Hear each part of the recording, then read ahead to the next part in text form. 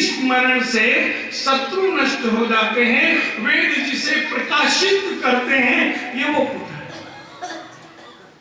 बताओ भाई, शत्रुघ्न किसके पास है? मेरे पास तो है।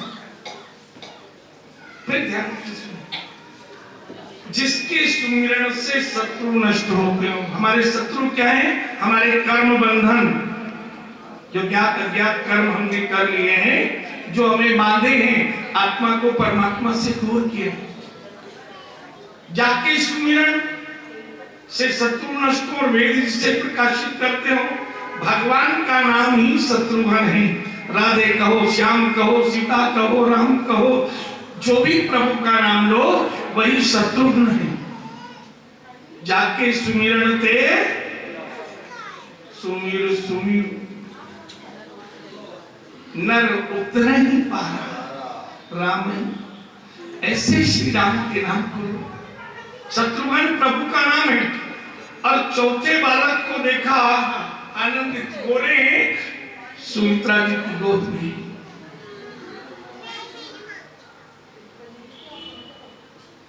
लक्ष्मण नाम रख दिया। गुरु वशिष्ठ कहते हैं, एक बात कही दशरथ जी, ये एक रूप दो देही, शरीर दो है पर ये एक ही है। लक्षण धाम राम प्रिय, सकल जगत आधार, गुरु वशिष्ठ तेहि राखा, लक्ष्मण नाम उदार। ये लक्षणों का धाम है, राम जी का प्रिय है, सारे जगत का आधार है। वशिष्ठ जी कहते हैं इसका नाम लक्ष्मण, और ये सबसे उदार है। इससे उदार, इससे भोला भाला कोई जगत में न हुआ और न। बताओ भैया, लक्ष्मण किस किस के पास है? लक्ष्मणों का धाम है, राम का प्रिय, जगत का आधार। वशिष्ठ जी कहते हैं उदार। ये काया लक्ष्मण है। काया लक्षणों का धाम मनुष्य का शरीर है। और श्री राम ने क्या कहा? सब मम प्रिय, सब मम उपजाए, और सब ते अधिक मनुज मोहि। लक्षणों का धाम राम का प्रिय, जगत का आधार है। लेकिन कौन सी काया लक्ष्मण है जो राम के पीछे लग जाए? जो सबसे अधिक साथ मिला है तो लक्ष्मण को मिला है, उतना साथ जानकी को भी नहीं मिला, हनुमान जी को भी। ये काया है।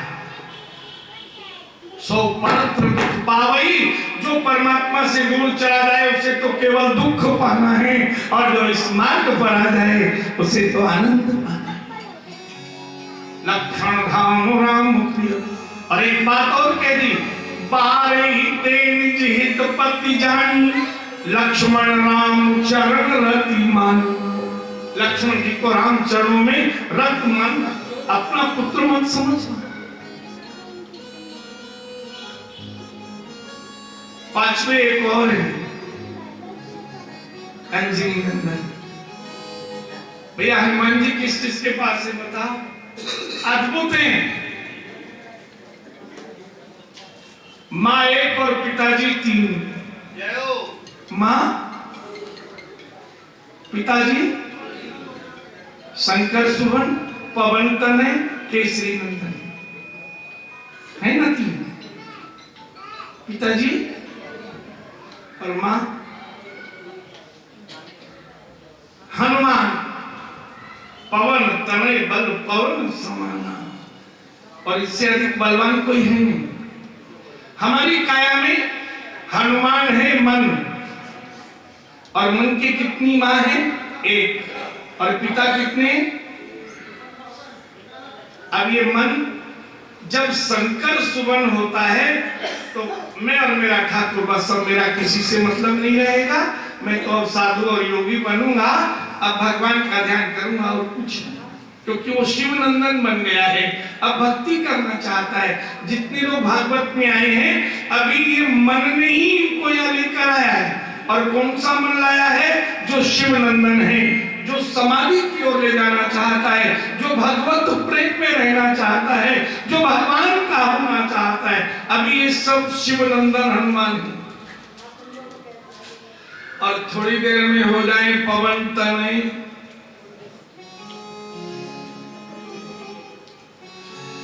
अगले साल छोरा को ब्याह करूंगा, 2024 में पोता होएगा, 25 में बड़ी गाड़ी लाऊंगा, 26 में लंदन जाऊंगा। पवन तने बल पवन समाना, ये करना है, वो करना है, ये करना, वो करना है, फैक्ट्री से वो फैक्ट्री।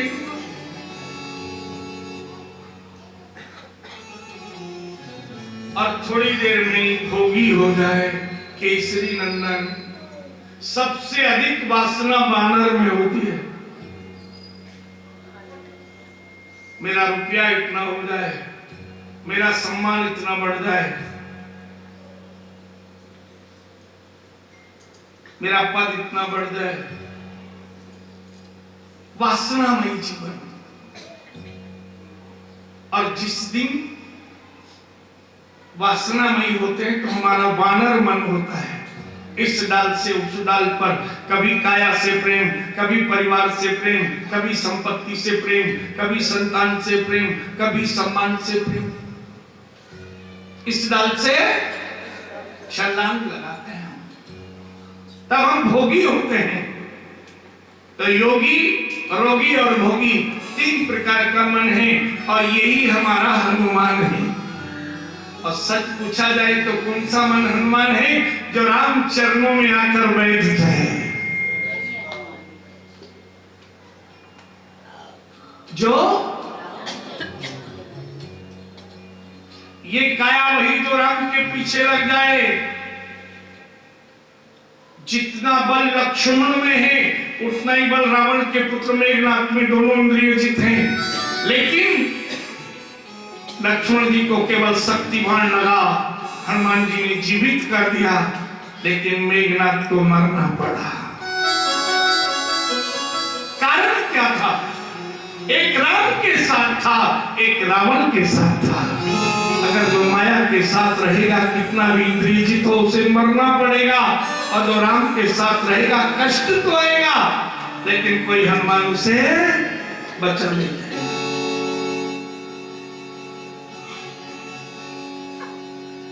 मेरे सिर पर सीताराम, फिकर फिर क्या करना। मेरे सिर पर सीताराम, फिकर फिर क्या करना। मेरे सिर पर सीताराम, फिकर फिर क्या करना। फिकर फिर क्यों करना। फिकर फिर क्या करना।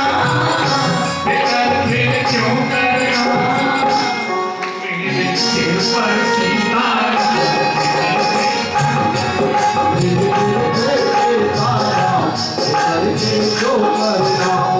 बनेंगे बिगड़े काम, फिकर फिर क्यों करना। बनेंगे बिगड़े काम, फिकर फिर क्यों करना। रघुवर श्री जानकी मैया, रघुवर श्री जानकी मैया, रघुवर श्री जानकी मैया, रघुवर श्री जानकी मैया। फिर क्यों परेशान हो भैया, परेशान हो भैया। कटेंगे कष्ट तमाम, फिकर फिर क्या करना।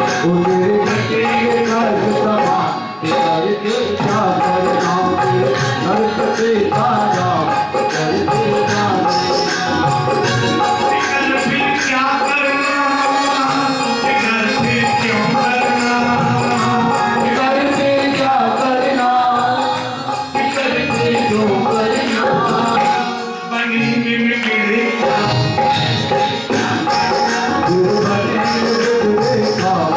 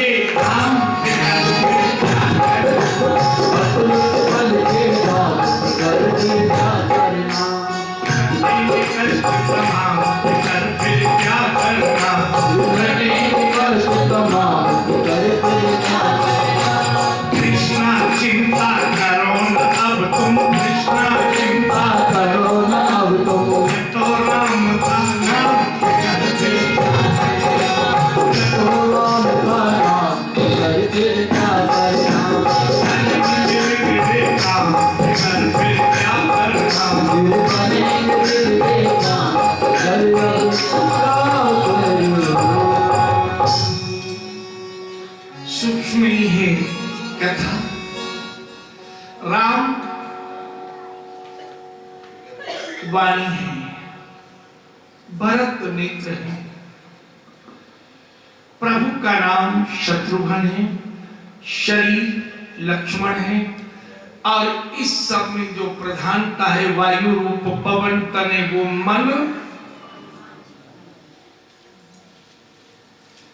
हनुमान जी को पकड़ लो, राम जी तो मिल जाएंगे। क्या करना पड़ेगा? हनुमान जी को पकड़ लो, केवल मन को तुम्हारे वश में कर लो, मनमोहन तो तुम्हारा हो जाएगा। बोलिए राजा रामचंद्र भगवान की जय। 4 दिन 4 रात कथा हो चुकी थी और तभी कहा, कथा को रोक कर सुखदेव जी ने, राजा परीक्षित तुम्हें भूख लगी होगी, प्यास लगी होगी, निद्रा आ रही होगी, थक गए होगे, अब मैं कथा को विश्राम दे देता हूं, 3 दिन की आयु बची है। परीक्षित बोले, ना नींद आई है, ना भूख लगी है, ना प्यास लगी है, मैं तो कथा से ही तृप्त हो गया। जो लोग 4 दिन से कथा सुन रहे हो, सच बताना, 4 दिन पहले जितना खाते थे क्या उतना ही खा रहे हो?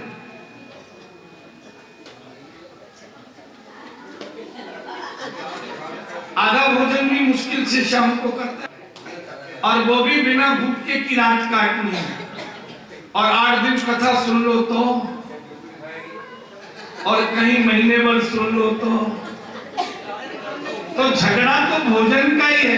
भजन पूर्ण तृप्त कर देता है, भोजन की आवश्यकता नहीं रहती। तो आनंद, बोले ना भूख है, ना प्यास है, ना नींद है, मुझे तो आप कथा सुनाओ। बोले क्या कथा सुनना चाहते हो? और तभी राजा परीक्षित ने कहा, कथितो वंश विस्तारो भवता सोम सूर्यो राज्ञां चोभय वंश्यानां चरितं परमाद्भुतम्। मुझे उन्हें कृष्ण के चरित्र को सुनाओ, परम अद्भुत चरित्र को, जिन्होंने मेरे दादा अर्जुन के रथ को महाभारत युद्ध में चलाया, जिन्होंने विजय प्राप्त कराई, जो हमारे कुल रक्षक हैं, जिन्होंने मेरे गर्भ में मर गया था मुझे पुनर्जन्म दिया। कथितो वंश विस्तारो, उनकी नहीं उनके वंश की भी विस्तार से और इतनी कथा सुनाओ कि जो 3 दिन रात बचे हैं केवल मैं उन्हीं की कथा सुनना चाहता हूं।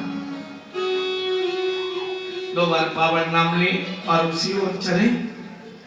हमारो धन राधा श्री राधा श्री राधा, हमारो धन राधा श्री राधा श्री राधा,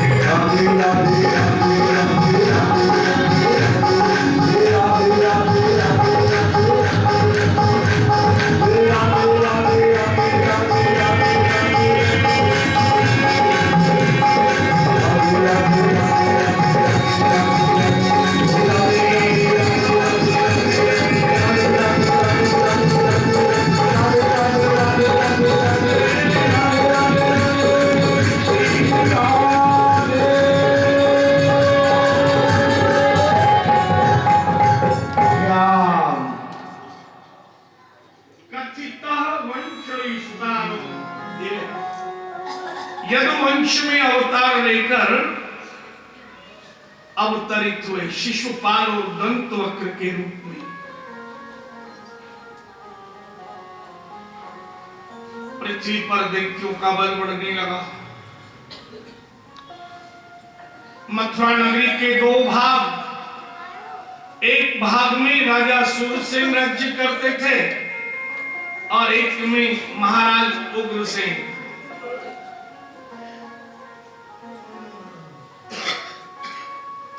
उग्रसेन के कोई संतान नहीं हुई। उनके छोटे भाई देवक के 7 कन्याएं हुई।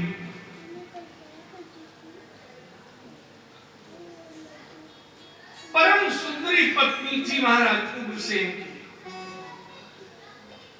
एक बार राजा उग्रसेन की पत्नी अपने मायके के राज्य में गई थी और अपनी सहेलियों के साथ राज्य के राजमहल के पीछे बगीचे में बैठी थी और इस बगीचे में द्रुमलिक नाम का एक दैत्य रहता था। उस दैत्य ने पवन रेखा को देखा, उसका मन मोहित हो गया। उसने उग्रसेन का रूप धारण किया और सहेलियों के मध्य में बैठी पवन रेखा को एकांत में ले जाने लगा। अब सहेलियों को लगा पति अगर पत्नी को बुलाए तो कोई विरोध नहीं करता। वो दैत्य एकांत में ले गया और एकांत में ले जाकर अपनी वेदना को शांत किया। माया का अगर कोई रूप रखे किसी कामना से, कामना पूरी होते ही अपने असली रूप में आ जाता है। रावण ने माया का रूप रखा लेकिन जानकी को स्पर्श करते ही वो रावण बन गया। किसी भी कामना से रखो, अब कामना से ये बना था उग्रसेन, जैसे ही शरीर शिथिलवा बन, अब तो ये श्राप देने लगी पवन रेखा, तूने मुझ पतिव्रता का पातिव्रत हरण कर लिया। द्रुमलिक दैत्य ने कहा, पवन रेखा तुम्हें सब बाज कहते हैं, निपुत्रा हो तुम, मेरे और तुम्हारे संसर्ग से ऐसा पुत्र जन्म लेगा नारायण के अतिरिक्त कोई उसे मार नहीं सकेगा। पुत्रवती कहलाओगी। पवन रेखा को सब बांझ कहते थे और जीवन में स्त्री का जन्म मिले तो प्रभु ऐसा कभी न हो कि बांझ शब्द सुनना पड़े। मरने से भी अधिक दुख होता है जिसे कोई बांझ कहता है उस नारी को। मृत्यु से अधिक पीड़ा और वेदना।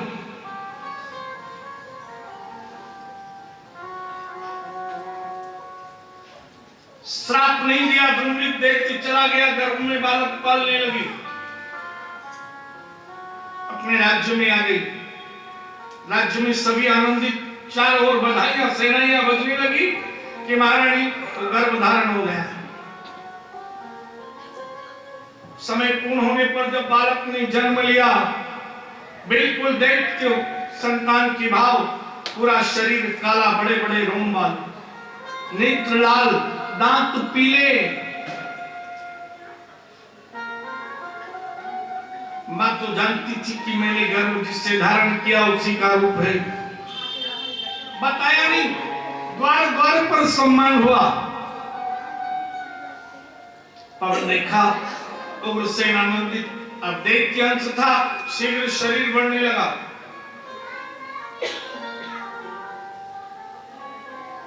इतना शरीर बढ़ा, साधारण मनुष्य से 6 गुना लंबा शरीर था। मां तो जानती थी। कई बार मथुरा में प्रजा के बालकों को पकड़ कर खा जाता है, मांस भोजी बन गया। एक बार पिता ने सभा लगी हुई थी पुत्र को कहा तुम्हारे कारण बड़ा अपमान होता है, तुम छोटे बालकों को खा जाते। इसको आया क्रोध, मुझे आज्ञा देते हो, मैं बलशाली हूं, राज्य का अधिकार तो जिस पर शक्ति हो उसे ही होता है। पिता का मुकुट अपने सिर पर रखा और पिता को जेल में डाल दिया। जिन जिन इष्ट मित्र सभासदों सैनिकों रिश्तेदारों ने पक्ष लिया पिता का, उन्हें भी मां ने समझाया तुम पुत्र हो, पिता को कारागृह से मुक्त करो, तुम मां को भी। आज मां रोई, अगर मैंने दैत्य का अंश धारण कर मां नहीं बनती तो मुझे मेरे परिवार और मेरे पति को जेल में। कथा ध्यान से सुनो।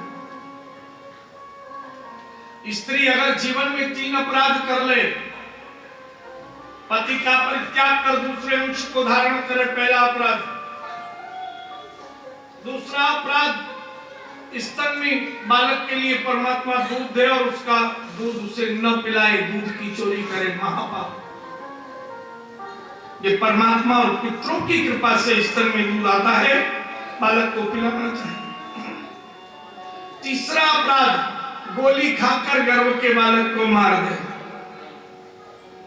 जिस कुटुंब जिस परिवार में यह अपराध होता है उसी को तन बल धन बल की हानि होती है। कर्ज, रोग, मर्ज और फर्ज तीनों घटते हैं। आज पवन रेखा रोई, मैंने एक दैत्य के अंश को रखा। स्त्री पवित्र रहे तो 3 कुल को तारती है और अपवित्र हो जाए तो 3 कुल को मारती है। मामा का कुल, पिता का कुल और पति का कुल, 3 कुल का उद्धार करती है, इसीलिए नाम है स्त्री। और 3 कुल को ही पवन रेखा ने अपराध किया। देखिए तीनों कुल जेल में दुखित और व्यथित। युद्ध करने के लिए किसी से भी चला जाए। एक बार जरासंध से युद्ध करने गया, नामकरण संस्कार हुआ, कंस इसका नाम रखा गया था। कर्षयति अंशासेन जायते, जो दूसरे के अंश का कर्षण कर जन्म दिया जाए।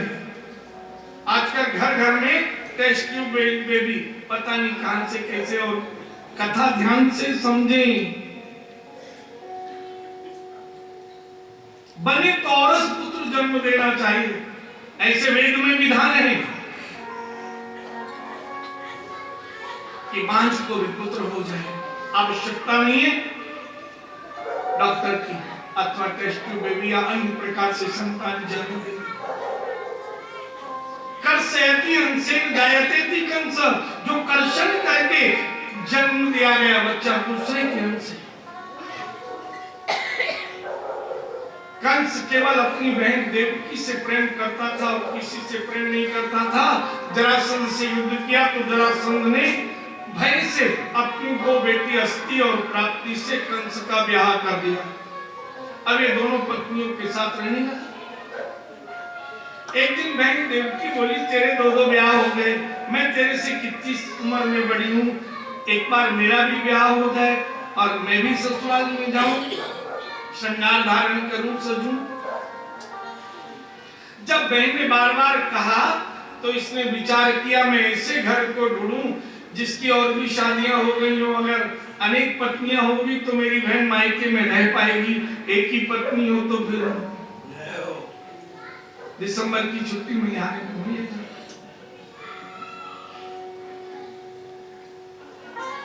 6 विवाह जिसके पहले हो चुके थे, ऐसे कंस ने अपने मित्र वसुदेव जी को कहा, बारात सजा करा जाओ, 7वां विवाह मेरी बहन से करो।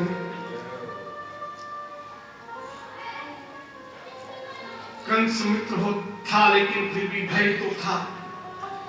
वसुदेव जी बारात सजा कराए और जैसे ही वसुदेव जी आए, कंस अपने कुल गुरु गर्गाचार्य जी के पास गए और गुरु जी से कहा, चलो मंत्र पढ़ो और फेरे कराओ। गुरुजी बोले, अभी मुहूर्त नहीं है, ग्रह नक्षत्र अस्त चल रहे हैं, सुसुप्त अवस्था में है और विवाह लग्न में विधि से न हो तो कन्या का तीन कुल नष्ट होता है। इसीलिए मामा भात बनते हैं, धर्म के पिता हैं। आधा विवाह मामा ही कर देते हैं अगर सक्षम हो तो, और ये धर्म का नियम है। कन्या के विवाह में जितना धन लगे अगर समर्थ हो तो आधा धन मामा को और आधा धन पिता को खर्च करना चाहिए। अब फिर देखो धन घर में कैसे बढ़ता है, लोरी की लोरी धन चलाएगा, क्योंकि धर्म किए धन ना घटे, कह गए दास कर, सत्य कहा है। कन्या धर्म का रूप होती है। गुरुदेव ने कहा विवाह का मुहूर्त नहीं है, असमय विवाह होगा तो 3 कुल नष्ट होंगे। कंस को आया क्रोध, अब दूल्हा घर पे आ जाए और बहन भी कहे ब्याह करो और फिर पंडित जी कहें कि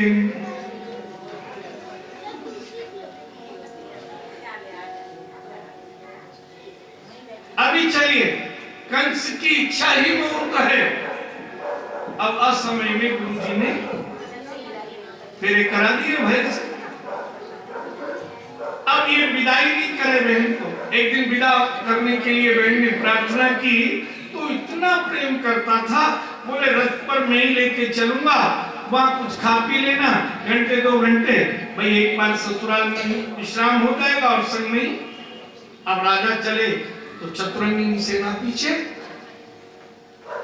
इधर कंस ने दैत्यों का भार बढ़ रहा था और वो माता पिता दोनों दुखित मन से प्रार्थना कर रहे हैं, भगवान हमारे कुटुंब में ऐसी संतान हमें कारागृह में डाल दिया। अरे पुत्र बंधन नहीं, भव बंधन छुड़ाता है। जीते जी तो कोई बंधन देता नहीं, पर मरने के बाद के बंधन को छुड़ाए वो पुत्र होता है।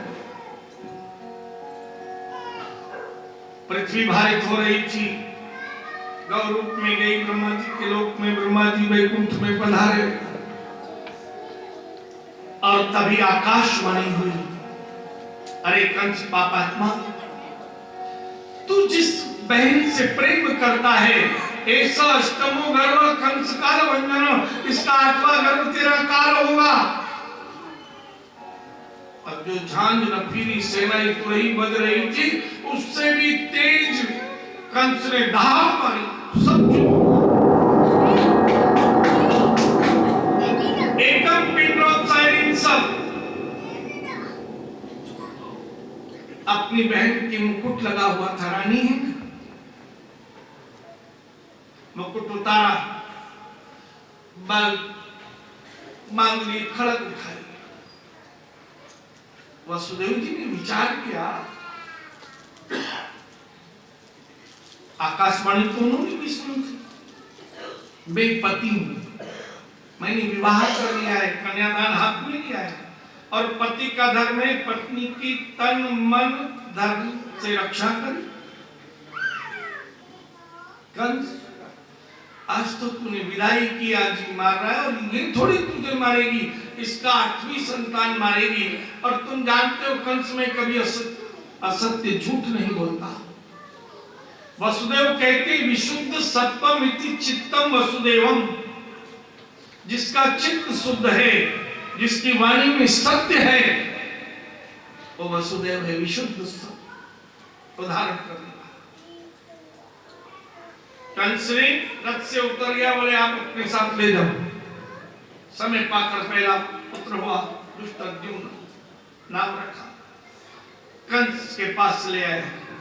अब कंस का शरीर साधारण मनुष्य से 6 गुना लंबा था और हल्का हुआ बच्चा इतना सा, और उस बच्चे ने मुकुट देखा, उसमें मणि की चमक देखी तो वो हंस पड़ा। छोटे बच्चे को भाई माता हंसाती है, आपने देखा वो सोते सोते में हंसता भी है, कई बार कई तरह का मुंह बनाता है, कई तो वीडियो भी बनाते हैं कि बड़ा होगा तो दिखाएंगे, देख। तो वो हंस पड़ा, भाई माता की कृपा। कंस ने कहा ये तो पहला है, ले जाओ इसे, 8वीं से मृत्यु है, दया, आखिर मामा तो था ही। देवताओं के लोक में खलबली मच गई। जिस पर दया आ जाती है, जिसके अंदर, उससे देवता दुख नहीं देते। देवता उसे ही दुख देते हैं जिसके हृदय में कठोरता होती है। अगर चाहते हो देव दुख नहीं मिले तो हृदय से कठोरता बाहर निकाल दो। निर्मल मन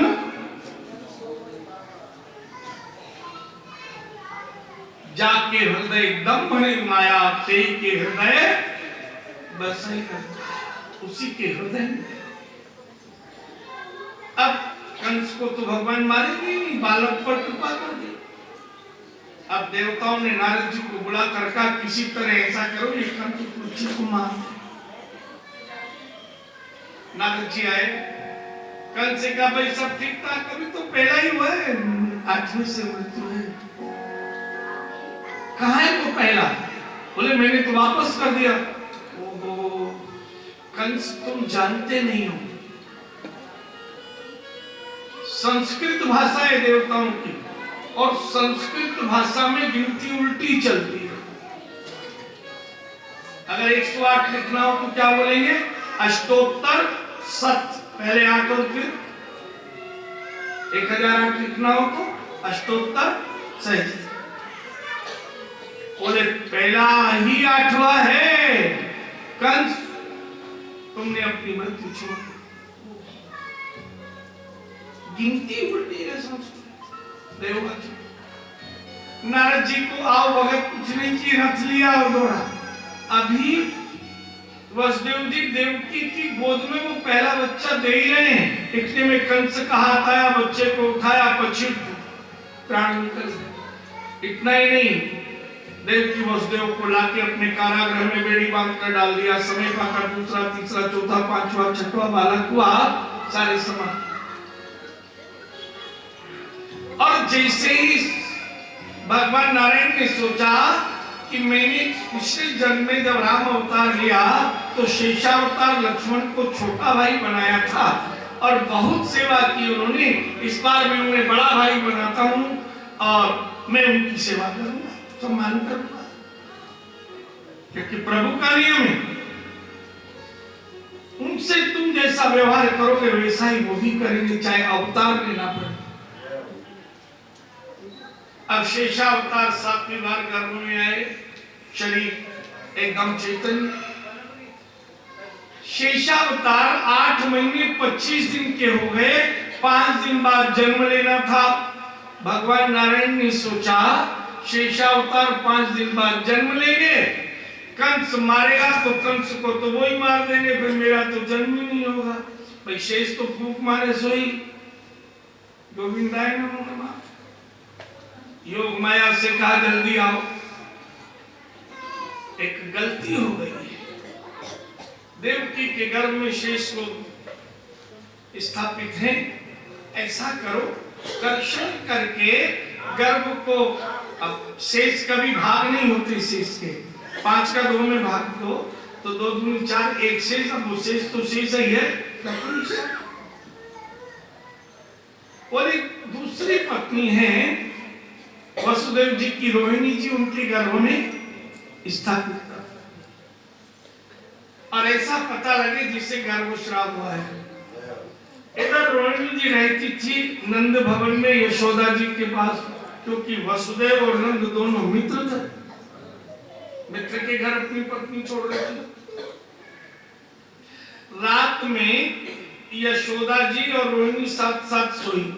अब यशोदा जी रहती थी नंद भवन में और बाबा रहते थे गऊ की खिड़क में। इधर योग माया ने स्थापित किया। जैसे रोहिणी जी ने करवट ली, रात को सोई तो सिलिम और सवेरे तो मोटो पेट। अब सोचो खाली पेट में 8 महीने 25 दिन को बालक आवे तो कितना बड़ा है।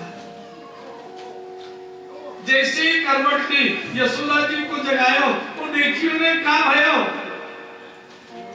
दाई माई बुलाई, बोले आपके तो बालक है पर 2-5 दिन में। अब तो इतनी लज्जा, इतनी शर्म आई, कोई सुनेगा तो क्या कहेगा, पति जेल में और बालक।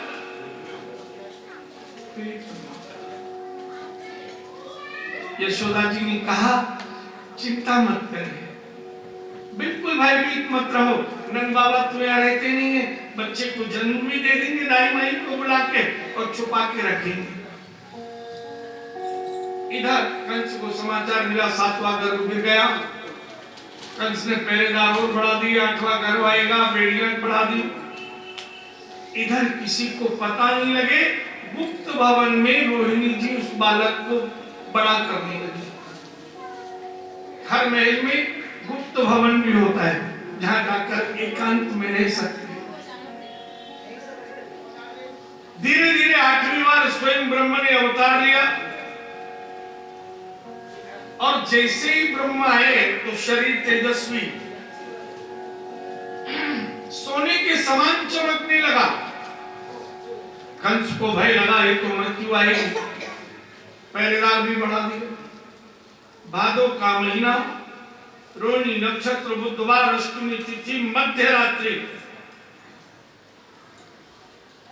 अभी तो डॉक्टर को उस समय तो होते थे, दाई माई दिखाता था कंस बार बार, तो बोले अभी तो महीना 15 दिन लगेंगे। तो कंस ने सोचा अभी 15 दिन तो वेट कर, तो पता ही नहीं लगता था। अभी आज ही दाई ने कहा है 15 दिन बाद ही होगा, अभी बिल्कुल चिंता मत करो, और रात में ही हो गया। बड़ा सुंदर स्वरूप है, 4 भुजाएं हैं, श्याम वर्ण है, शंख चक्र गदा पद्म धारण किए हुए हैं। जैसे ही देखा है बड़ी सुंदर स्तुति की है, सत्य प्रथम सत्य परम सत्यम, सत्य से ही आपको पाया जा सकता है। सत्य प्रतिज्ञ है आप, सत्य से ही प्रकट हुए हैं। हम आपकी शरण में हैं। और मैया देवकी ने 2 हाथ बढ़ाए, आओ गोद में आ जाओ, बालक बन जाओ। जैसी स्तुति की थी राम जी के जन्म के समय, बालक बनो, ऐसे ही पूछे था। भगवान देवकी नंदन बोले मां छूना मत, मां अभी एक छकड़ा प्रकट होगा, मैं 2 भुजाओं से हो जाऊंगा, बेड़ियां खुल जाएंगी, पहरेदार सो जाएंगे, द्वार खुल जाएंगे। पिताजी मुझे छकड़े में रखकर यमुना के उस पार नंद गोकुल में नंद के घर गए, वहां एक कन्या ने जन्म लिया है, यशोदा के गर्भ से उस कन्या को ले आए और मुझे यशोदा के पास छोड़ा है। माँ बोली एक बार गोद में स्तनपान कर ले, बोले नहीं। देखो आपके पहले मैंने 7 बार गर्भ धारण किया, लेकिन किसी ने भी स्तन में मुंह नहीं लगाया, सब कंस ने मार दिए, गर्भस्राव हो गया। तभी देवकी नंदन कहते हैं मां भूखा तो बहुत हूं, लेकिन जाकर मैं यशोदा महाभागा पपो यस्या स्तनम हरि, मैं उस यशोदा गुजरी का दूध पीऊंगा। मां बोली जिसने जन्म दिया रोई। और तब देवकी नंदन कहते हैं मां जब पूर्व जन्म में राम था, मात्र 100 वर्ष मेरी आयु थी, आप सखियों के साथ, दासियों के साथ, दोनों माताओं के साथ बैठी थी, आपका मन सखी सहेलियों में लगा था, और मैं अचानक आके बोला मां दूध पिला दो, भूखा हूं। आप बोली खेलो, राम बार बार दूध पीना, बड़े होते जा रहे हो, भूख लगेगी कुछ और खा लेना। मैं रोया, पर आपको मां दयालु है। कैकेयी मां ने मुझे रोता देखा, मुझे उठा लिया, एकांत में ले गए सरयू के किनारे, और सरयू के किनारे पर मेरा मन बहलाने लगी। मां दिखेगी तो भूख लगेगी, और मां नहीं दिखेगी तो बच्चा भूख को भूल जाएगा। छोटे छोटे राम जी 1.25 वर्ष के, इतने से हाथ सरयू का किनारा था, जल लेते और कैकेयी पे छोड़ते हंस पड़ती, ताकि भूख को भूल जाए राम जी। 3-4 बार जल छोड़ा, एक बार जल छोड़ा वैसे ही कैकेयी जोर जोर से रोए, राम को देखे रोए, राम को देखे रोए। श्री राम ने कैकेयी मां के गले में बाहें डाल ली, मां मुझे देखकर रोते हो? कैकेयी बोली राम जितना दुख तुमने मुझे इस जन्म में दिया है इतना किसी जन्म में नहीं मिला हो। अग्नि जलाएगी तो इतना दुख नहीं होगा, जल डुबाएगा तो इतना दुख नहीं होगा जितना राम तुमने मुझे दुख दिया है। राम बोले मैंने आपको क्या दुख दिया? कैकेयी बोली तुमने मुझे राम की मां नहीं बनाया, भरत की मां बना दिया। जब तुम कौशल्या की गोद में माता कौशल्या का स्तन पीते हुए अचानक तुम स्तन में से निकाल कर आंचल हटाकर मुस्कुराकर कौशल्या को देखते हो, मुझे उससे बड़ी ईर्ष्या होती है। जो सुख कौशल्या को मिला वो मुझे नहीं। राम बताओ अगले जन्म में मुझे अपनी मां बनाओगे?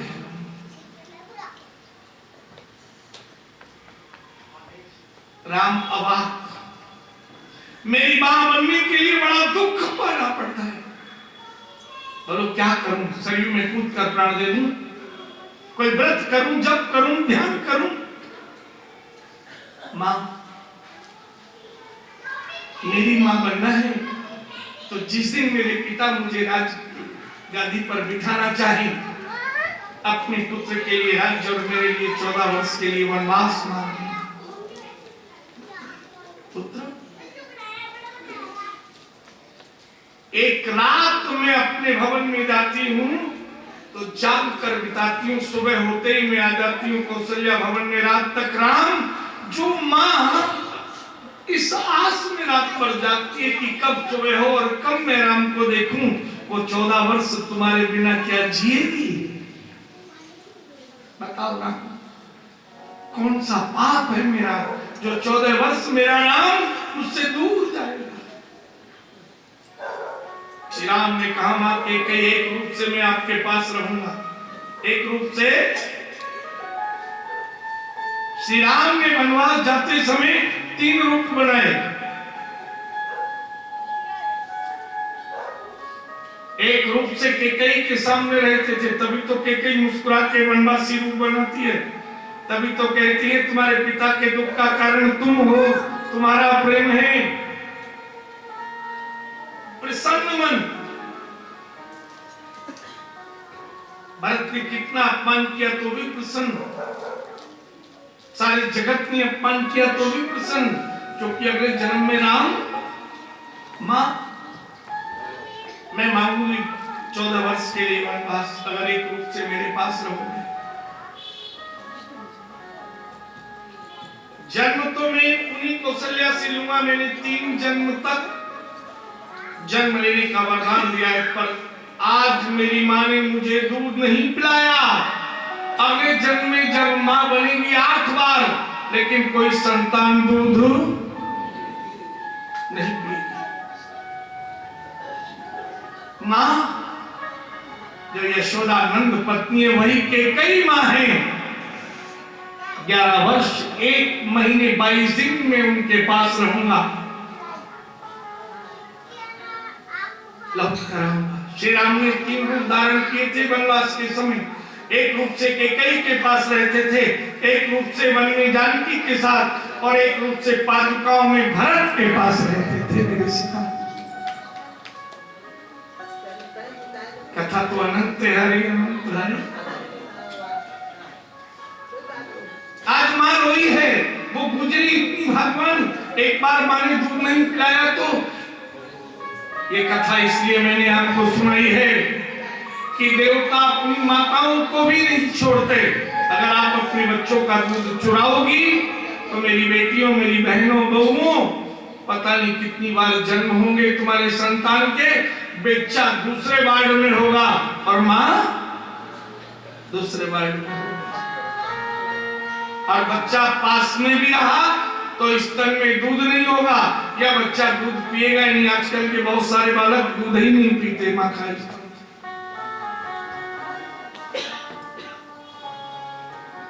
छकड़ा प्रकट हुआ, वसुदेव जी ने छकड़े में रख लिया, बालक बन गए, रोए नहीं, पहरेदार सो गए, द्वार खुल गए, बेड़ियां खुल गई, मस्तक पर रखा, चल दिया। रास्ते में यमुना जी बह रही थी। यमुना जी ने विचार किया, ये अपनी माँ यशोदा के पास चले जाएंगे, मैं हूं इनकी पत्नी, और माँ के पास में जाकर पत्नी की याद, तो इनको यही रोक लूं। इसलिए यमुना जी ने सहेलियों को बुलाया। वसुदेव जी के कमर तक यमुना गले तक आ गई। डरने लगे कि कहीं छकड़ा छूट ना जाए। लाला ने यमुना जी को छकड़े में से एक लात मारी। ये तुम्हारे ससुर हैं, इनको तुम डरा रही हो मेरी पत्नी होके। चलो मैं मां के पास जा रहा हूं।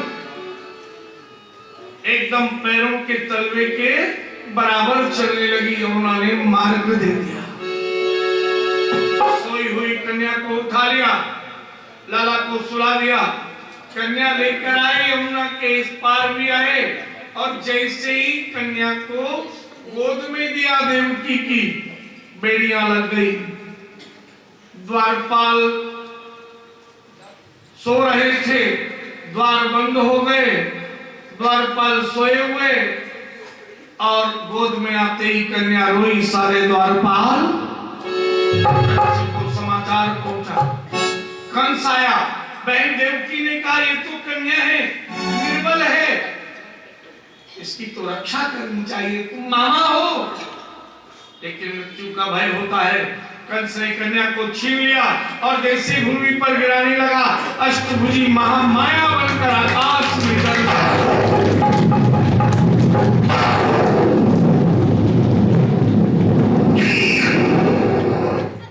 अरे कंस, तू मुझे क्या मारता है? तेरे मारने वाला पहले ही ब्रज में जन्म ले चुका है।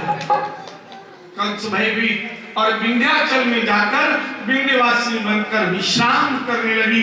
बोलो विंध्यवासिनी मैया की जय। जो लोग बांके बिहारी दर्शन करने वृंदावन जाते हैं, और यदि कभी विंध्यवासिनी के दर्शन विंध्याचल में करें, ये यशोदा के गर्भ से जन्मी हुई है। भगवान कृष्ण की कृपा जल्दी और अधिक मिलती है। तो प्रयास करें कि कभी बनारस काशी जाएं, वहां से 40 किलोमीटर है। विंध्याचल में जाकर विंध्यवासिनी के दर्शन करना चाहिए। और सतत बल देने वाली है, दीर्घायु देने वाली है, मृत्यु से बचाने वाली है। बोलो विंध्यवासिनी मैया। इधर लाला को छोड़कर आए। रात्रि में यशोदा के गर्भ से छोरी भई। यशोदा जी पूरे ध्यान से देखती रही कि छोरा है कि छोरी, और ध्यान से देख लियो, गोरी है और छोरी है, और नींद आ गई। इधर रात्रि में बदल दिया था वसुदेव जी ने। बालक रोए, दाई माई ने छुपा लियो, यशोदा जी को जगाया। यशोदा जी बधाई हो, छोरा भयो है। मैया यशोदा बोली, पागल समझे, मैंने ध्यान से देखी छोरी गोरी। बोले कालो छोरा। अब तो कोई भाई देख के सुनी, अब तो बाद में ही भाई बदला बदली। नंद बाबा के पास गई, बधाई हो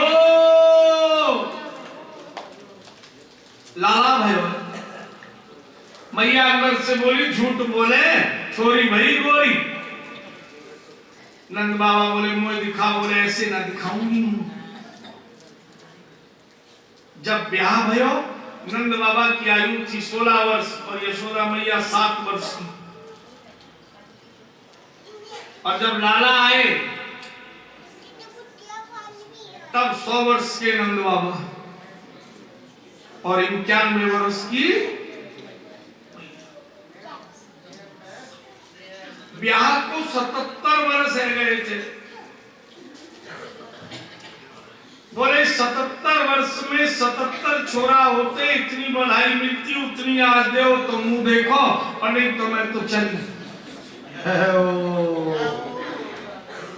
अब जितनी ग्वालिनी आई थी, जो गुजरी, 9 लाख गौ थी नंद बाबा के पास, तू उतनी गुजरी। बोले एक बार तू हमको तो दिखा दे। बोले ना।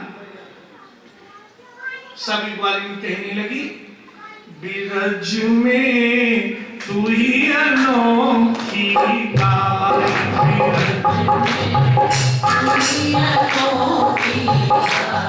बिरज में तू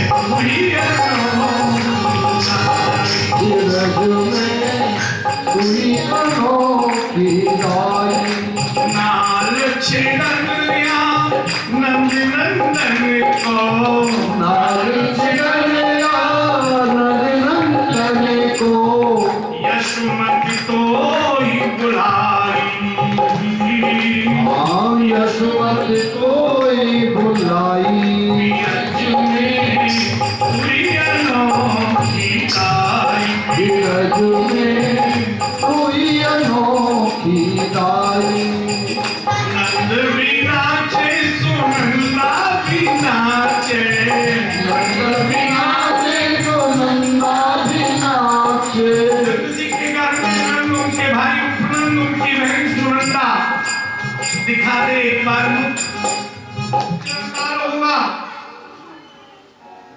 अब जो झांझ नफीली सेना तुरही बज रही थी, उससे भी तेज कंस ने दहाड़ मारी, सब एकदम पिन ड्रॉप साइलेंस। सब अपनी बहन की मुकुट लगा हुआ था, रानी है, मुकुट उतारा, बाल मांगली खड़क उठाई।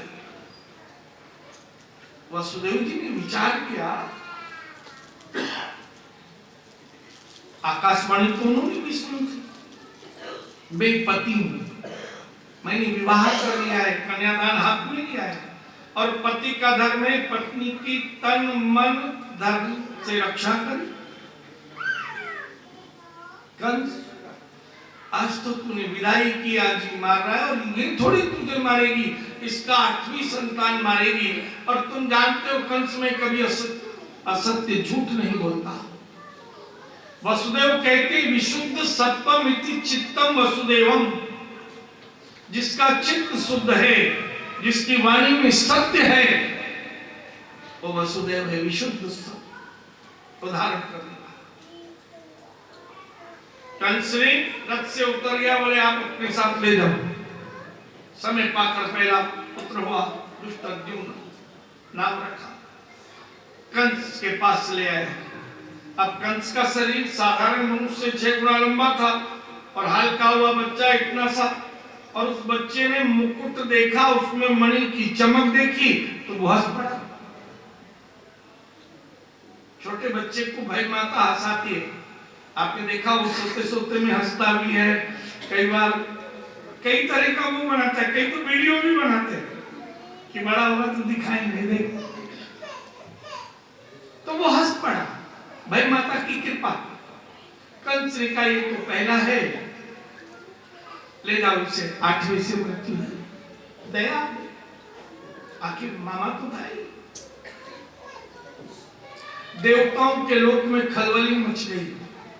जिस पर दया आ जाती है, जिसके अंदर, उससे देवता दुख नहीं देते। देवता उसे ही दुख देते हैं जिसके हृदय में कठोरता होती है।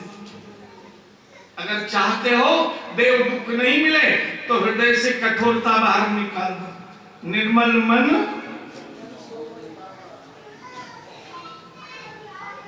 जाके हृदय दम भरे माया, ते के हृदय बस ही कर, उसी के हृदय में। अब कंस को तो भगवान मारेंगे नहीं, बालक पर कृपा कर दी। अब देवताओं ने नारद जी को बुला कर कहा किसी तरह ऐसा करो ये कंस को मार। नारद जी आए, कंस से कहा भाई सब ठीक ठाक, कभी तो पहला ही हुआ है, 8वीं से मृत्यु है। कहाँ है वो पहला? बोले मैंने तो वापस कर दिया। ओहो कंस, तुम जानते नहीं हो, संस्कृत भाषा है देवताओं की, और संस्कृत भाषा में गिनती उल्टी चलती है। अगर 108 लिखना हो तो क्या बोलेंगे? अष्टोत्तर सत, पहले 8 और फिर 1008 लिखना हो तो अष्टोत्तर सहस्त्र। बोले पहला ही 8वां है। कंस तुमने अपनी मृत्यु छोड़ दी, गिनती उल्टी है संस्कृत। नारद जी को आओ भगत कुछ नहीं की रथ लिया और दौड़ा।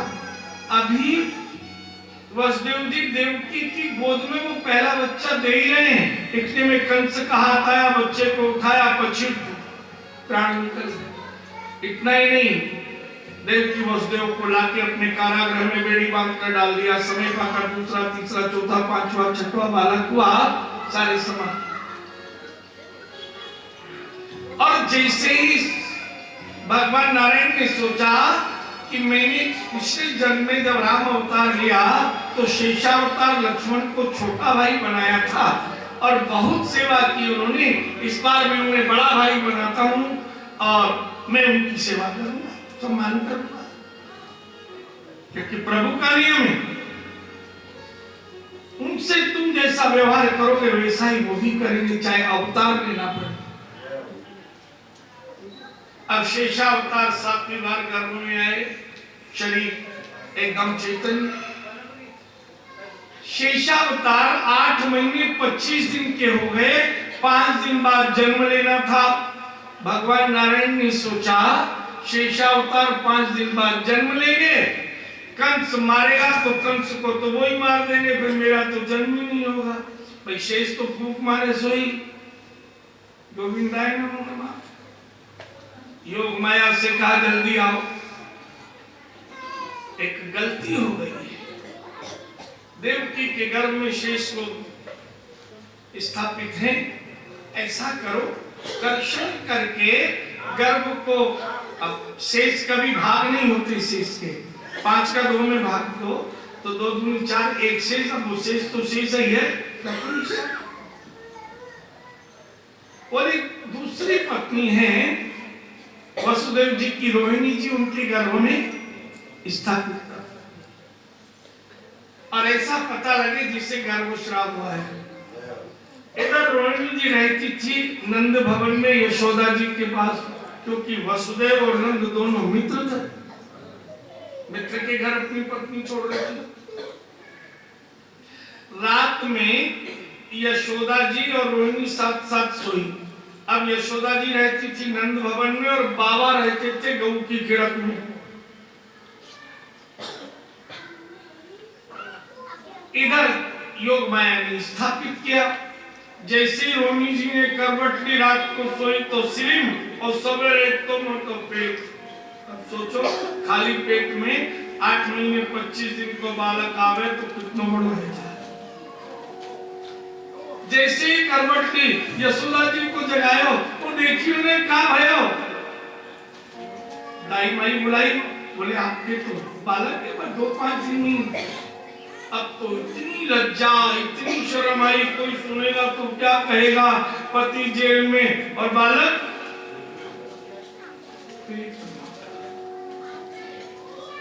यशोदा जी ने कहा चिंता मत करें, बिल्कुल भयभीत मत रहो, नंद बाबा तो यहाँ रहते नहीं है, बच्चे को जन्म भी दे देंगे दाई माई को बुला के और छुपा के रखेंगे। इधर कंस को समाचार मिला 7वां गर्भ गिर गया। कंस ने पहरेदार और बढ़ा दी, 8वां गर्भ आएगा, बेड़ियां बढ़ा दी। इधर किसी को पता नहीं लगे, गुप्त भवन में रोहिणी जी उस बालक को बड़ा करने लगी।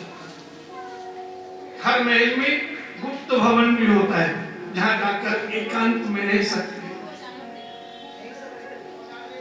धीरे धीरे 8वीं बार स्वयं ब्रह्मा ने अवतार लिया और जैसे ही ब्रह्मा आए तो शरीर तेजस्वी सोने के समान चमकने लगा। कंस को भय लगा, ये तो मृत्यु आएगी, पहरेदार भी बढ़ा दिए। भादो का महीना, रोहिणी नक्षत्र, बुधवार, अष्टमी तिथि, मध्य रात्रि। अभी तो डॉक्टर को उस समय तो होते थे, दाई माई दिखाता था कंस बार बार, तो बोले अभी तो महीना 15 दिन लगेंगे। तो कंस ने सोचा अभी 15 दिन तो वेट कर, तो पता ही नहीं लगता था। अभी आज ही दाई ने कहा है 15 दिन बाद ही होगा, अभी बिल्कुल चिंता मत करो। और रात में ही हो गया।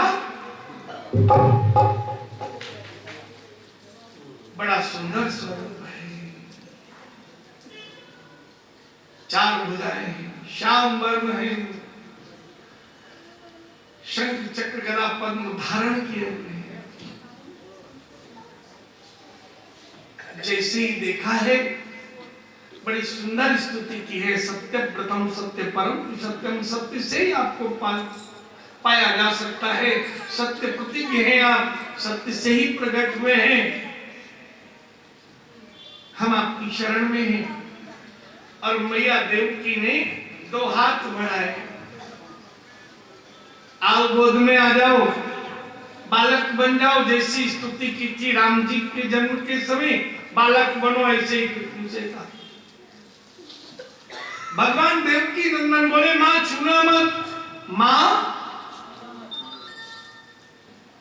अभी एक शकड़ा प्रकट होगा, मैं 2 भुजाओं से हो जाऊंगा, बेड़ियां खुल जाएंगी, पहरेदार सो जाएंगे, द्वार खुल जाएंगे। पिताजी मुझे छकड़े में रखकर यमुना के उस पार नंद गोकुल में नंद के घर गए, वहां एक कन्या ने जन्म लिया है, यशोदा के गर्भ से उस कन्या को ले आए और मुझे यशोदा के पास छोड़ा है। मां बोली एक बार गोद में आ स्तनपान कर ले। बोले नहीं मां, देखो आपके पहले मैंने 7 बार गर्भ धारण किया, लेकिन किसी ने भी स्तन में मुख नहीं लगाया, सब कंसरी मार दिए, गर्भस्राव हो गया।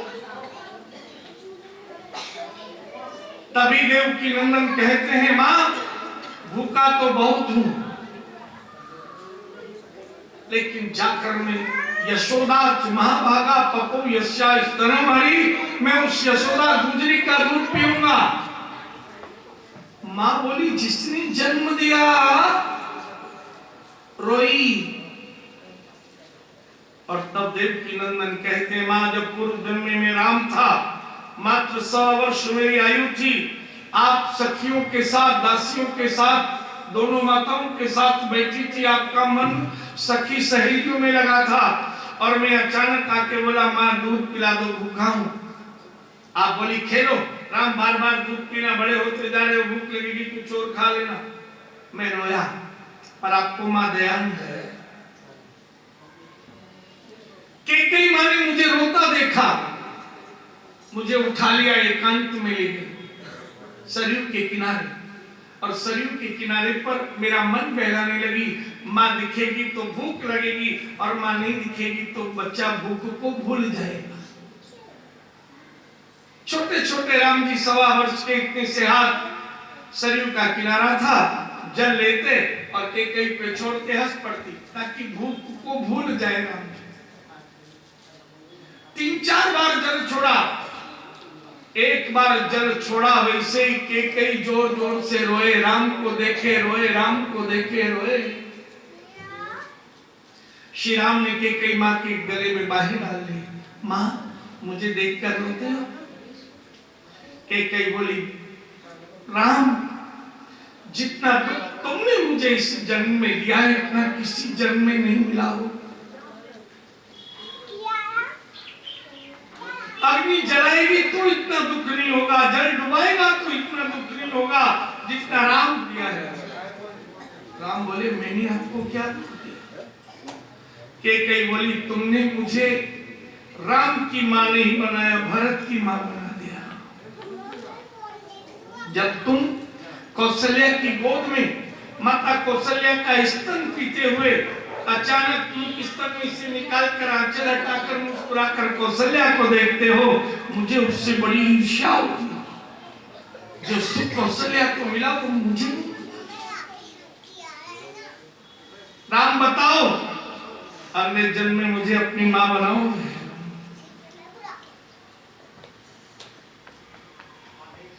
राम अवाक, मेरी मां बनने के लिए बड़ा दुख पाना पड़ता है। बोलो क्या करूं? सरयू में कूद कर प्राण दे दूं? कोई व्रत करूं, जप करूं, ध्यान करूं? मां मेरी मां बनना है तो जिस दिन मेरे पिता मुझे राज गादी पर बिठाना चाहे, अपने पुत्र के लिए राज्य और मेरे लिए 14 वर्ष के लिए वनवास मांगे। पुत्र, एक रात मैं अपने भवन में जाती हूं तो जाग कर बिताती हूँ, सुबह होते ही मैं आ जाती हूँ कौशल्या भवन में। रात तक राम, जो माँ इस आस में रात भर जागती है कि कब सुबह हो और कब मैं राम को देखूं, वो 14 वर्ष तुम्हारे बिना क्या जिएगी? बताओ ना, कौन सा पाप है मेरा जो 14 वर्ष मेरा राम मुझसे दूर जाएगा? श्री राम ने कहा, मां के एक रूप से मैं आपके पास रहूंगा। एक रूप से श्री राम ने वनवास जाते समय 3 रूप बनाए। एक रूप से केकई के सामने रहते थे, तभी तो केकई मुस्कुरा के वनवासी रूप बनाती है। तभी तो कहती है तुम्हारे पिता के दुख का कारण तुम हो, तुम्हारा प्रेम है। प्रसन्न मन। भरत ने कितना अपमान किया तो भी प्रसन्न, सारे जगत ने अपमान किया तो भी प्रसन्न, क्योंकि अगले जन्म में राम, मां मैं मांगूंगी 14 वर्ष के लिए वनवास, अगर एक रूप से मेरे पास रहोगे। जन्म तो मैं उन्हीं कौशल्या से लूंगा, मैंने 3 जन्म तक जन्म लेने का वरदान दिया है, पर आज मेरी मां ने मुझे दूध नहीं पिलाया। अगले जन्म में जब मां बनेगी 8 बार, लेकिन कोई संतान दूध नहीं पिएगी। मां जो यशोदानंद पत्नी है वही केकई मां है। 11 वर्ष 1 महीने 22 दिन में उनके पास रहूंगा, लौट कर आऊंगा। श्री राम ने 3 रूप धारण किए थे वनवास के समय। एक रूप से केकई के पास रहते थे, एक रूप से वन में जानकी के साथ, और एक रूप से पादुकाओं में भरत के पास रहते थे। मेरे सिखा कथा तो अनंत है, हरि अनंत है। आज मां रोई है, वो गुजरी इतनी भाग्यवान, एक बार मां ने दूध नहीं पिलाया। तो ये कथा इसलिए मैंने आपको सुनाई है कि देवता अपनी माताओं को भी नहीं छोड़ते। अगर आप अपने बच्चों का दूध चुराओगी तो मेरी बेटियों, मेरी बहनों, बहुओं, पता नहीं कितनी बार जन्म होंगे तुम्हारे संतान के। बच्चा दूसरे वार्ड में होगा और मां दूसरे वार्ड में होगा, और बच्चा पास में भी रहा तो स्तन में दूध नहीं होगा, या बच्चा दूध पिएगा नहीं। आजकल के बहुत सारे बालक दूध ही नहीं पीते, मां खाए।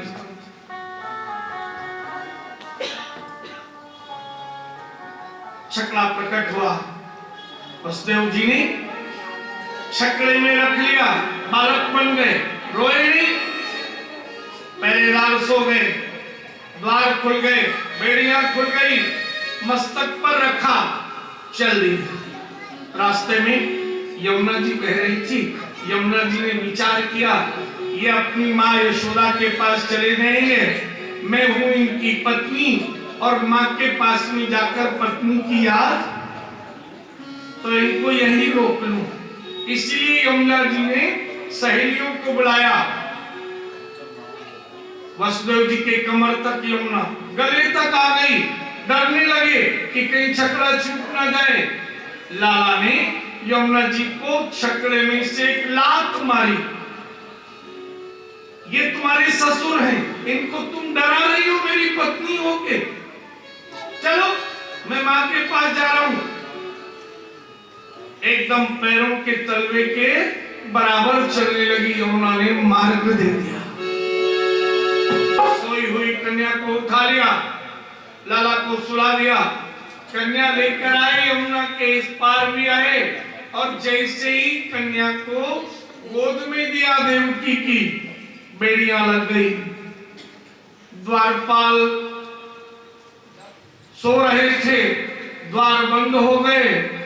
द्वारपाल सोए हुए, और गोद में आते ही कन्या रोई। सारे द्वारपाल को समाचार पहुंचा, कंस आया, बहन देवकी ने कहा ये तो कन्या है, निर्बल है, इसकी तो रक्षा करनी चाहिए, तुम मामा हो।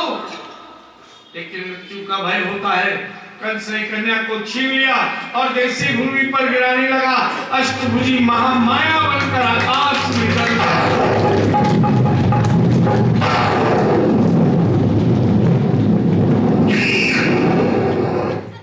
अरे कंस, तू मुझे क्या मारता है?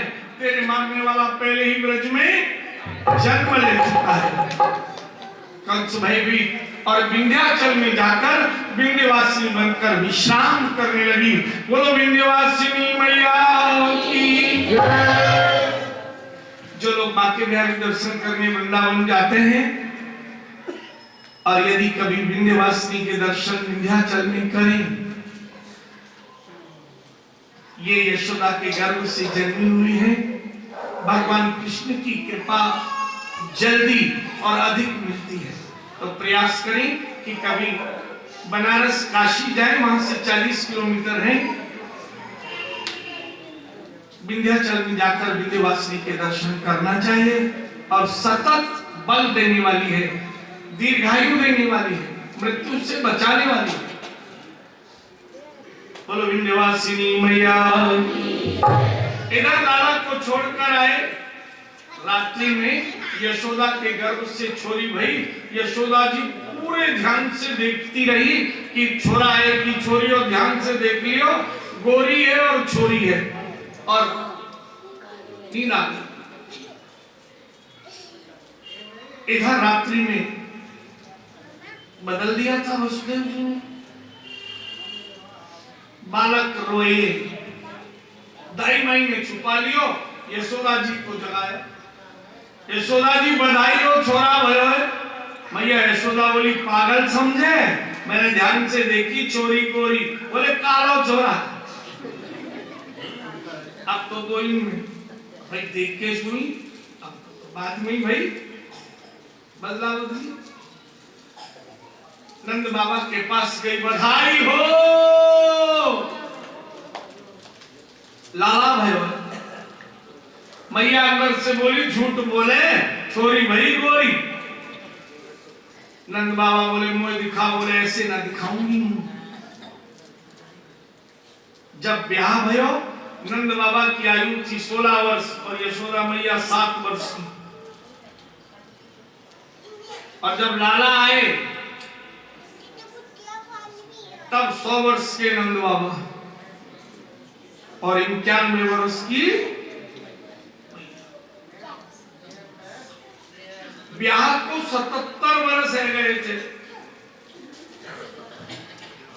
बोले 77 वर्ष में 77 छोरा होते, इतनी बधाई मिलती, उतनी आज दे तो मुंह देखो, और नहीं तो मैं तो चली।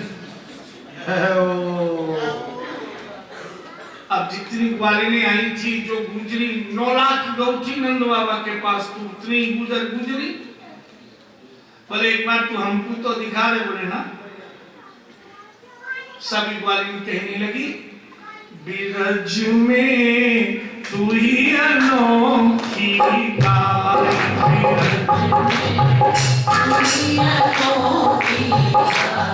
बिरज में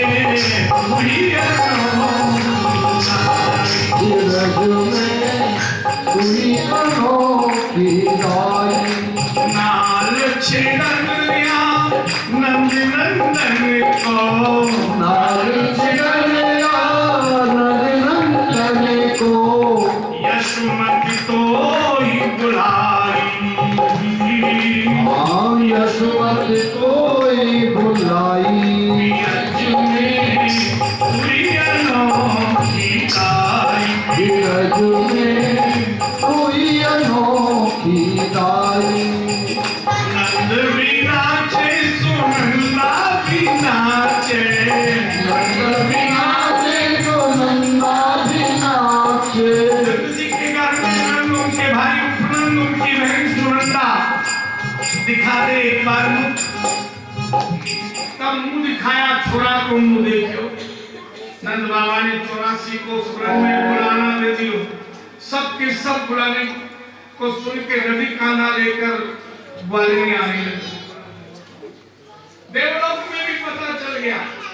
देवी देवता भी रूप रख कर आए, स्वयं लक्ष्मी आई, जनन मनन बिल्कुल सुंदर। द्वार पे यशोदा के दो ग्वालिन थी, बोले छोरा भयो यहाँ बधाई देंगी और बधाई लेंगी। बोले क्या बधाई देगी? गले में से एक माला उतार के दी लक्ष्मी ने, माँ ने अपने हाथ के दो कड़ा उतारे, ले बधाई जा। लक्ष्मी को भी अंदर नहीं जाने। लक्ष्मी जी ने सोचा मैं तो जरूर देखूंगी कुछ भी हो। ग्वालिन बन गई, बोले दूध लेके आई हूँ भैया। यशोदा ने वो बुलायो, ला दूध लोग ले बधाई जा। मालिक बन गई कि मोकू कहिए नंद भवन को सजाने लाला भयो उत्सव चल रहे हो नहीं, फूल लाई खूब सारे, परिणाम फूल मोकू ले बधाई, गले को एक हार दे। लक्ष्मी जी ने सोचा ये तो मुझे ही रास्ता नहीं हो पाता, जहाँ देवी देवताओं को प्रवेश नहीं है। ये ग्वाल कोई साधारण नहीं थे, जन्म जन्म जिन्होंने तपस्या की थी वो ग्वालिन रूप में थे। वो अयोध्या की नारियां थी। जब श्री राम जी तमसा के किनारे छोड़कर चले गए अवधवासियों को, और उन स्त्री पुरुषों ने ये नियम लिया था जब तक राम जी अयोध्या नहीं लौटेंगे हम कोई व्यापार, कोई व्यवहार, कोई गृहस्थ भाव नहीं रखेंगे, कंदमूल खाकर प्रतीक्षा करेंगे। राम दर्श हित नेम व्रत करण लगे इधर न। वो सब ग्वाल बने थे। ये जो ग्वालिनी थी ये सब हस्तिनापुर की वो नारियां थी, महाभारत में जिनके भाई, जिनके पुत्र, जिनके पति वध हो गए थे और कृष्ण प्रेम में जो डूबी हुई थी वो ग्वालिन वही गाय बछड़ी सब आनंदित। 84 कोष में सभी देवी देवता मंत्र श्लोक सब तीर्थ रूप धारण कराए, लेकिन प्रवेश किसी को मिला किसी को नहीं मिला। कथामृत में सभी 84 कोष के ग्वाल आए हैं। क्या वो हमारा लाला नहीं आया? बहुत देर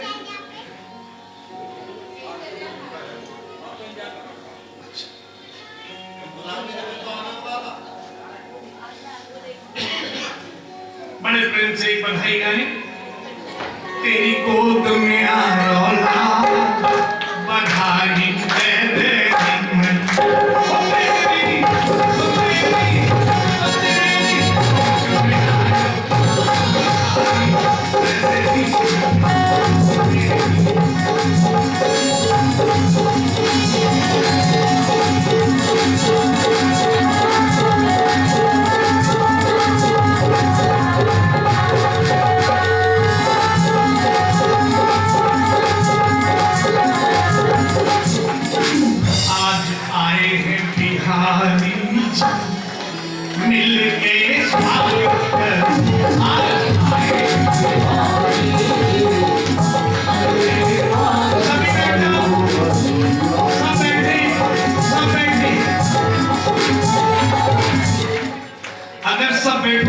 आनंद मिलेगा। सब बैठ जाए, घर के लोग भी बैठे, सबको मैं बताऊंगा, अभी खड़े होकर भी नचाऊंगा, चिंता नहीं। हाँ वहीं पे आ जाओ। आज आए हैं बिहारी मिल के स्वागत कर, आज आए बिहारी मिल के स्वागत करो, स्वागत करो सम्मिलित स्वागत करो, स्वागत करो स्वागत करो। साथ आई है राधा जी मिल के स्वागत करो, साथ आई बिहारी मिल के स्वागत करो, साथ आई है राधा जी मिल के स्वागत करो, साथ आई है राधा जी मिल के स्वागत करो, स्वागत करो सम्मिलित स्वागत करो, स्वागत करो सम्मिलित स्वागत करो। आए हैं बिहारी मिल के स्वागत करो, आज आए बिहारी तब मेरे स्वागत करो। जय हो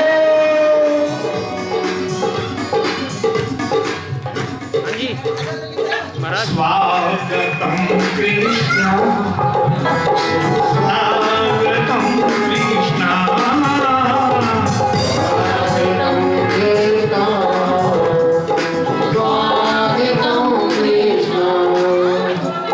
स्वागतम सुस्वागतम शरणागतम कृष्ण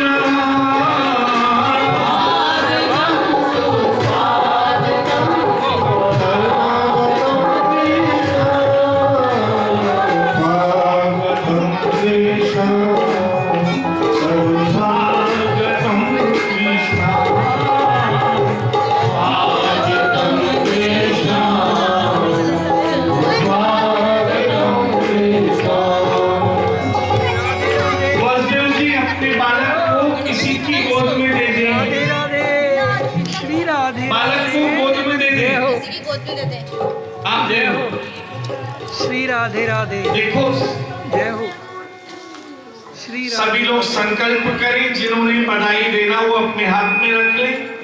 कोई भी खड़े होकर कभी पूजा नहीं चलती, बैठकर राम जन्म और कृष्ण जन्म दोनों की बधाई एक साथ में नाम गोत्र का उच्चारण करें।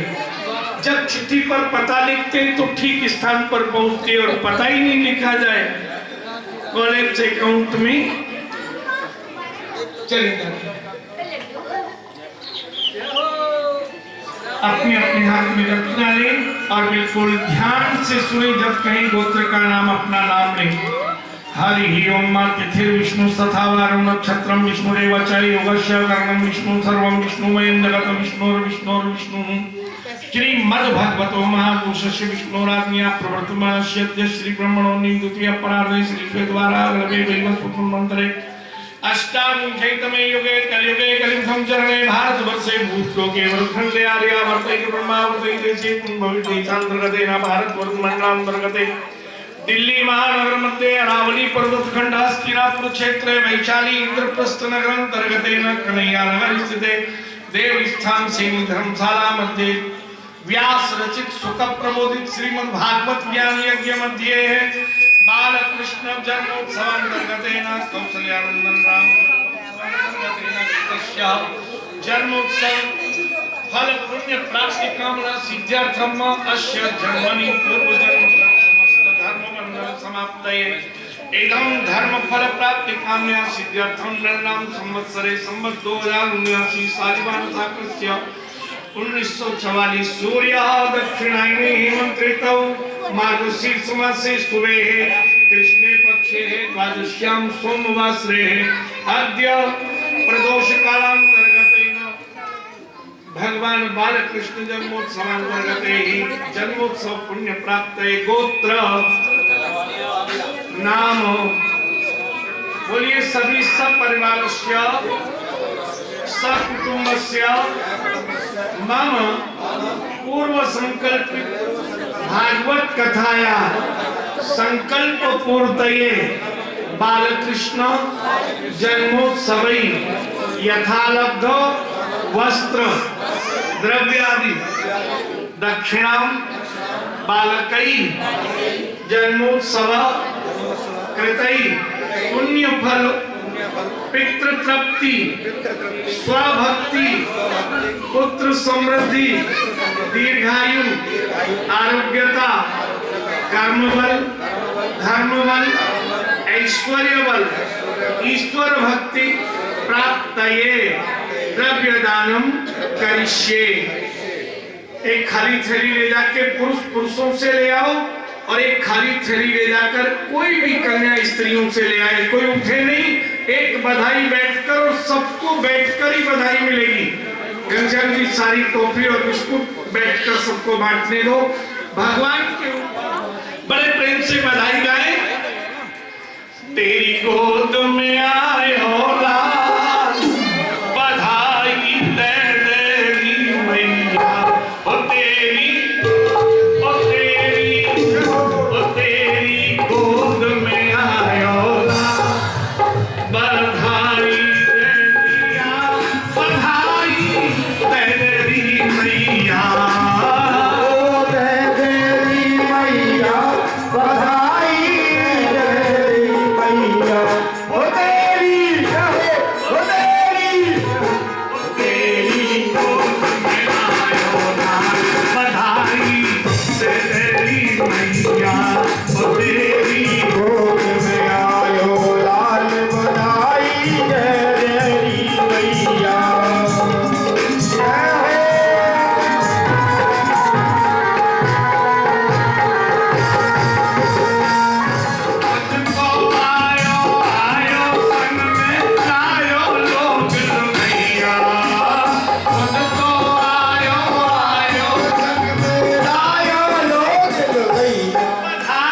बधाई बधाई जय तेरी मैया ओ तेरी गोद में आयो लाल बधाई जय तेरी मैया तेरी मैया बधाई जय तेरे बाबा हो जय तेरी मैया बधाई जय तेरे बाबा ओ तेरी गोद में आयो लाल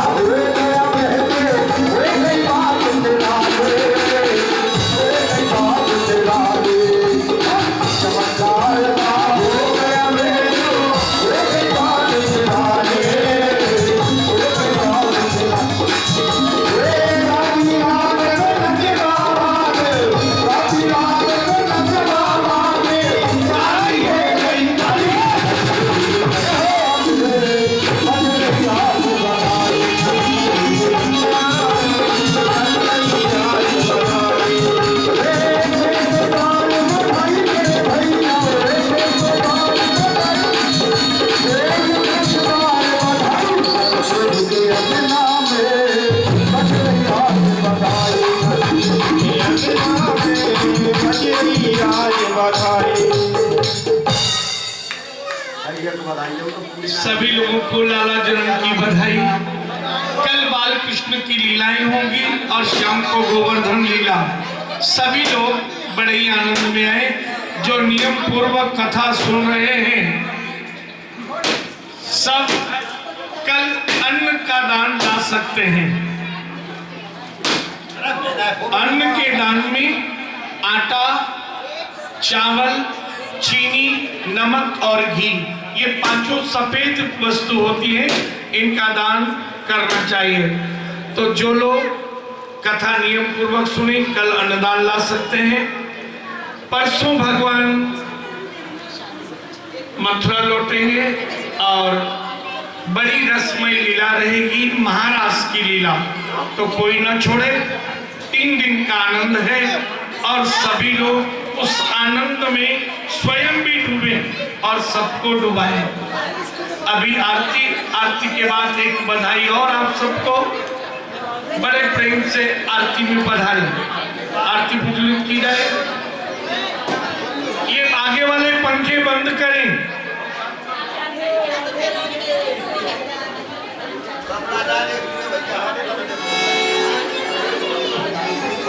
आरती के लिए सभी पधारें। ओम चंद्रमाय शोदा प्रशंसो सुखदाय शौत्राद्वाय शुभ्रं खादग्निरदाय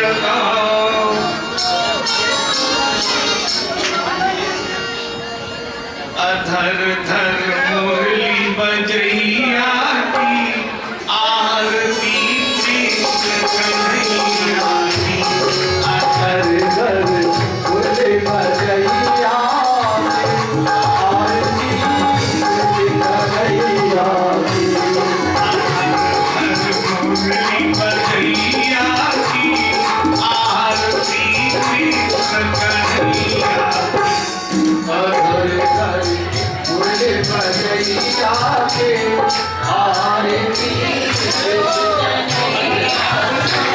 कृष्ण तुम मथुरा जन्म लियो, नंद घर मंगलाचार कियो। मथुरा जन्म लियो, नंद घर मंगलाचार कियो। यशोदा गोद खिलैया की आरती कृष्ण कन्हैया की। यशोदा गोद खिलैया की आरती कृष्ण कन्हैया की। अधर धर मुरली बजैया की आरती कृष्ण कन्हैया की।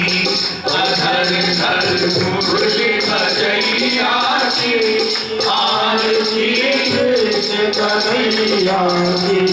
कृष्ण तुम यशोदा के छैया, श्याम बल दाऊ के भैया। कृष्ण तुम यशोदा के छैया, श्याम बल दाऊ के भैया। गाय चरैया की आरती कृष्ण कन्हैया की। के बन बन गाय चरैया की आरती कृष्ण कन्हैया की। अधर धर मुरली बजैया की आरती कृष्ण कन्हैया की।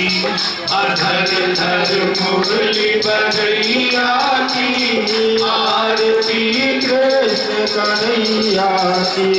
कृष्ण तुम कंसासुर मार्यो, श्याम तुम भूमि भार तार्यो। कृष्ण तुम कंसासुर मार्यो, श्याम तुम भूमि भार तारो। के काली नाग नथैया की आरती कृष्ण कन्हैया की। के काली नाग नथैया की आरती कृष्ण कन्हैया की। अधर धर वंशी बजैया की आरती कृष्ण कन्हैया की। धर धर बंसी बजैया की आरती कृष्ण कन्हैया की। कृष्ण तुम अर्जुन के प्यारे श्याम तुम भक्तन रखवारे। कृष्ण तुम अर्जुन के प्यारे श्याम तुम भक्तन रखवारे। वृंदावन रास रचैया की आरती कृष्ण कन्हैया की। वृंदावन रास रचैया की आरती कृष्ण कन्हैया की। अधर धर बंशी बजैया की आरती कृष्ण कन्हैया की। अधर धर बंसी बजैया की आरती कृष्ण कन्हैया की। आरती गाते कृष्णानंद की मन में होता अति आनंद। आरती गाते कृष्णानंद की मन में होता अति आनंद। आरती गाते कृष्णानंद की मन में होता अति आनंद। आरती गाते कृष्णानंद की मन में होता अति आनंद। सुनाते कन्हैया की आरती कृष्ण कन्हैया की। सुनाते कथा कन्हैया की आरती कृष्ण कन्हैया की। अधर धर बंशी बजैया की आरती कृष्ण कन्हैया की। अधर धर बंशी बजैया की आरती कृष्ण कन्हैया की। कर्पूर गौरम करुणावतारम संसार सारम। सदावधर्मं हृदयारविन्देवहं भवानी शरणं नमामि। त्वमेव माता पिता त्वमेव त्वमेव वरदो सदा त्वमेव। त्वमेव विद्याद्रविणं त्वमेव त्वमेव सर्वं त्वमेव त्वमेव सर्वं मम देव। सर्वमङ्गलमङ्गले शिवे सर्वसाधिके शरण्ये त्र्यम्बके गौरी नारायणी। ये बालक कथा में चढ़ायो है बाबा जी को।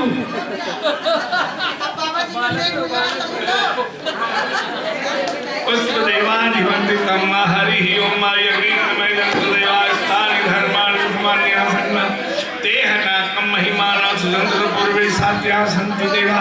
ओम राजाधिराजाय पुष्टिखैनो विश्रवणाय गुरुमे समिगामानि कामकामाय वयं गामि श्रोवे प्रणोदात कुबेराय श्रवणाय महाराजाय नमः।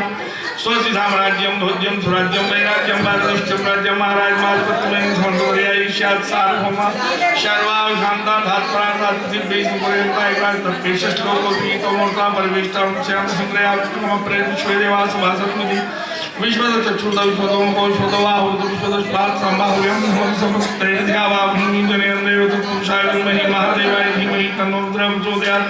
सेवन्तिका भगवचम्पकपाटलाब्धे पुण्णागजातिकर्पूरे सारस्वती तुलसीदलमञ्जरीभिः त्वां पूजयामि गजेश्वर मे प्रसीद नाना सुगन्धि पुष्पाणि दाकारो भवानि पुष्पाणि जन्मनात्तग्रहण परमेश्वरः मन्त्रपुष्पाञ्जलिं समर्पयामि।